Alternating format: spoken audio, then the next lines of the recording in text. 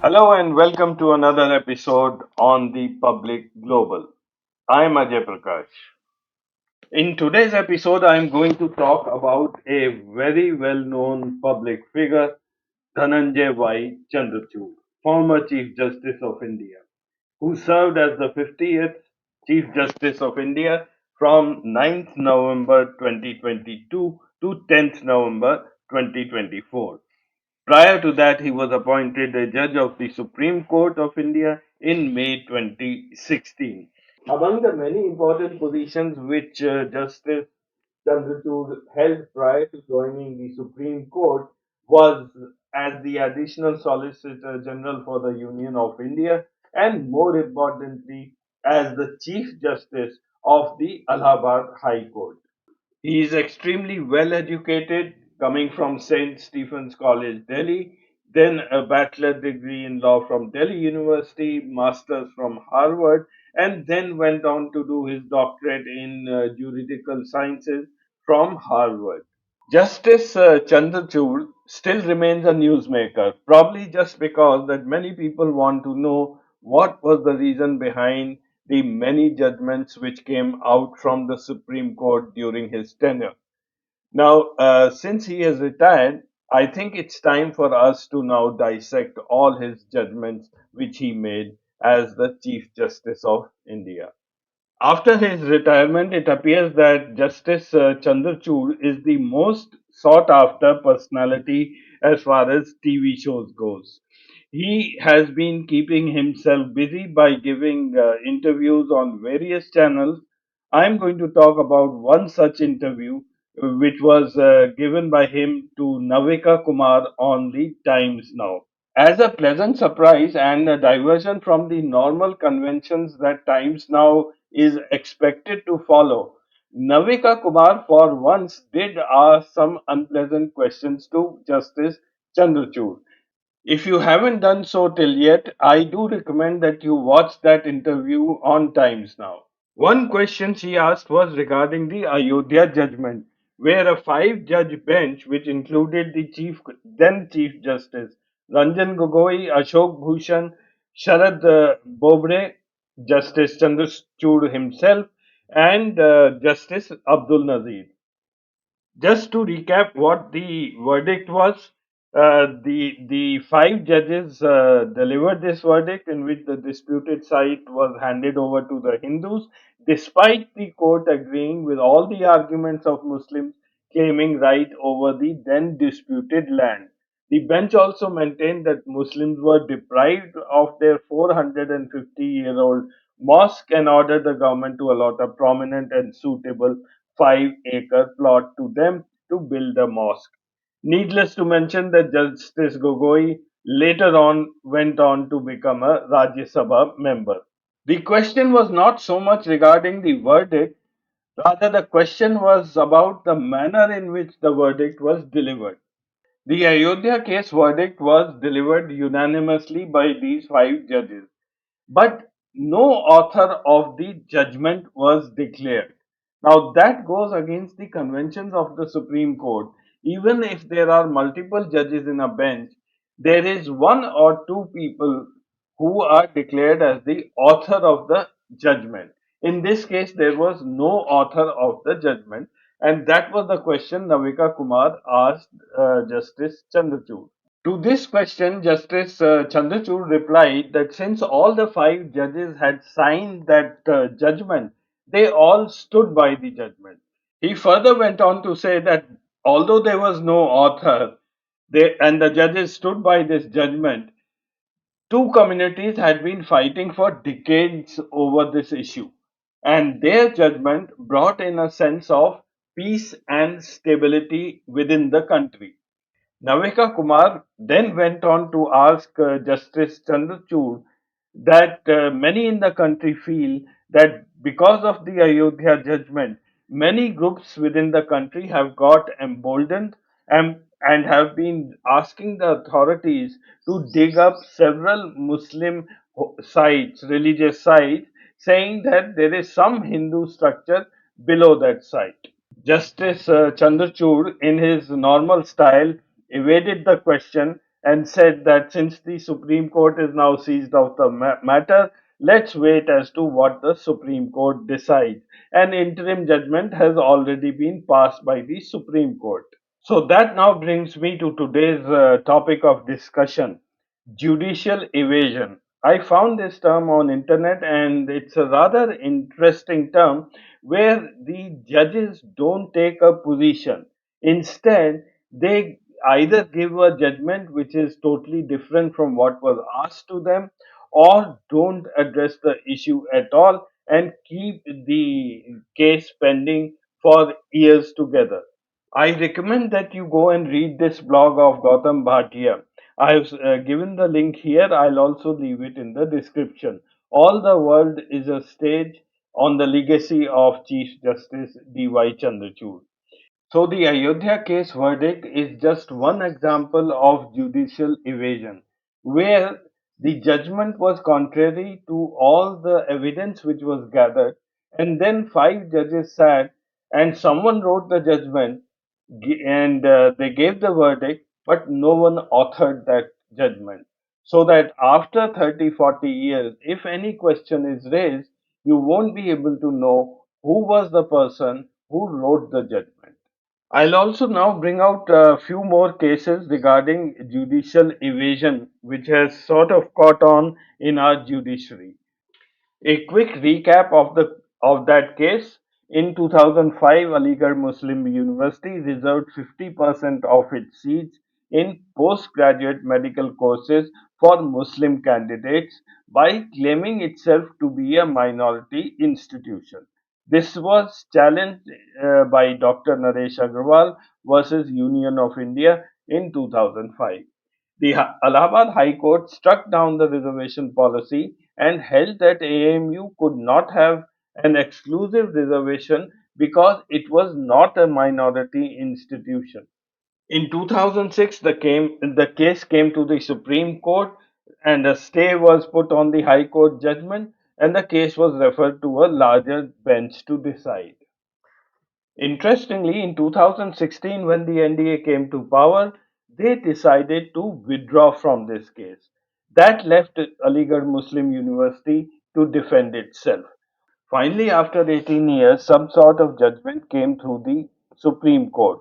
The seven judge constitution bench in a 4 is to 3 majority laid down express parameters for determining whether an educational institution is a minority institution for the constitutional purposes. What was surprising is that the main question of whether AMU is a minority institution or not, that was not decided by this seven judge bench, which included DY Chandrachud. That has been now referred to a smaller bench. What was decided was not asked for. And because of this judgment which they gave, they had to go and quash that order of 1968 of Aziz Basha versus Union of India, which said that AMU is not a minority institution. Because of so many stays on various judgment, AMU continues to operate the way it has been operating. That is, that it deems itself to be a minority institution and continues to provide reservation to Muslim students. Another long drawn case where the judiciary has to yet come out clean is the Delhi riots case. So many times that the Supreme Court judges have repeated that jail is an exception, and yet Umar Khalid has to make his fourth appeal for bail. He has been in jail for 4 years and 3 months now.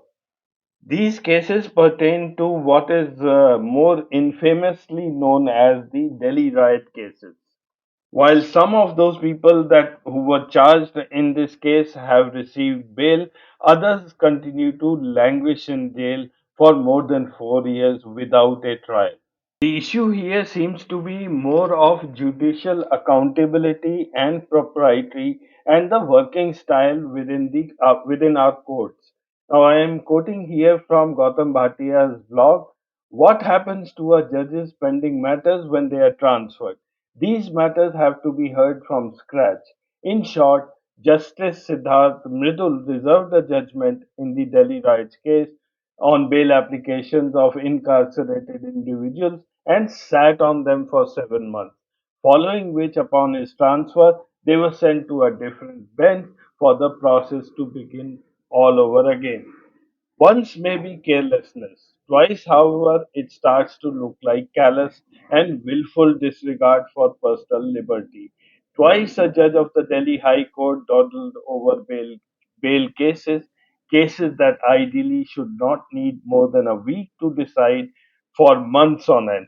And twice, the collegium saw fit to not only condone such behavior, to not only reward such behavior, but to condemn the individuals at the receiving end of it to many more months in jail without a trial. He further writes that as head of the collegium, the responsibility lies with Chief Justice of India at that time, DY Chandrachud.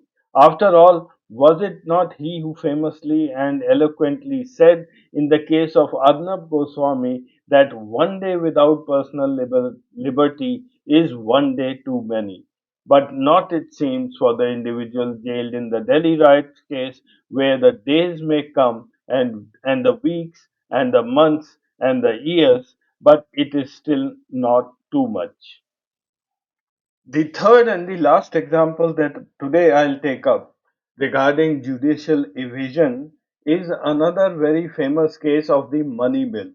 When the NDA government passed in a few laws bypassing the Rajya Sabha because it did not have majority in the Rajya Sabha at that point of time.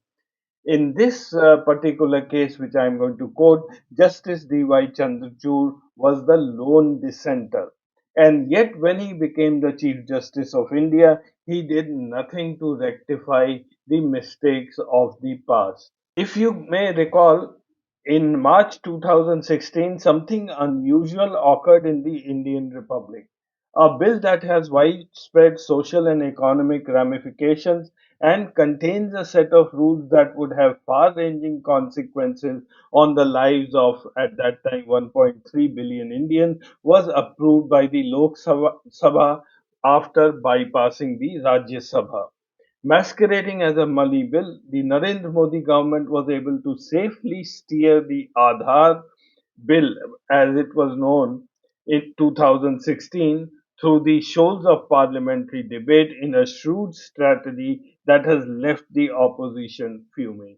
The Aadhaar Act was classified as a money bill, which led to widespread controversy. In 2018, the Supreme Court upheld the constitutionality of the Aadhaar law with the majority ruling that the Act's main aim was to provide subsidies and benefits which involve expenditure from the Consolidated Fund of India and therefore qualified it to be passed as a money bill. However, Justice D.Y. Chandrachud dissented, observing that the use of the money bill route in this case was an abuse of the constitutional process. And it was not only the Aadhaar Act of 2016, the Finance Act 2017 and the Prevention of Money Laundering Act PMLA amendments were also passed as money bills. Although the Supreme Court upheld the legality of these amendments, it left the question whether they should have been passed as money bills to the seven judge bench. The broad powers granted through these amendments raised concerns about the potential misuse and the bypassing of legislative scrutiny. Now, the contradiction with itself is very easy to note here. The Supreme Court, on one side, having allowed the Aadhaar Act and the Finance Act, as well as the PMLA Act as money bills, and yet it says that the key issue has to be addressed by a larger bench. It did not go back and strike down those bills as having been passed unconstitutionally. The status on date remains that the seven judge bench has yet to address the key issue about what constitutes a valid money bill impacting subsequent legislations. and the court has avoided resolving the money bill question in cases related to the ED's power and electoral laws, awaiting a larger bench's decision. Justice Chandrachud had himself dissented to the money bill judgment, and when he becomes the CJI, the case is still open, still yet to be decided. The seven judge bench has not been formed. He did nothing to reverse the judgment, and neither the case went any forward. As a result, the ED went on using its so called powers which it had gained through the amendment, and the BJP gained politically. Under Justice D.Y. Chandrachud, I can quote several more such cases. You may recollect the Maharashtra Assembly case, where he went on to say that it was unconstitutional the way the governor had behaved, and yet he did nothing to rectify the issue. Similar was the case in the electoral bond. He said the money collected was illegal and he stopped that scheme, but he did nothing to go and punish the guilty. So, in my opinion, I think Justice D.Y. Chandrachud has proved many times over that he is a master in judicial evasion. While he does find enough time to do a Ganapati Puja with the Prime Minister and then showcase it all over the social media, he does not find time in his 2 years as CJI to go through the cases pending before the courts on the bail plea of people who are behind bars for more than 4 years. So, in his words, once again, I repeat, one day loss of liberty is one day too many. But that in DY Chandrachud's case may be true for Paul, but it is definitely not true for Peter. Thank you for watching. We will like your comments on this episode. And just in case you haven't subscribed to our channel, please do go ahead and subscribe and like the episode, share it with your friends. Thank you.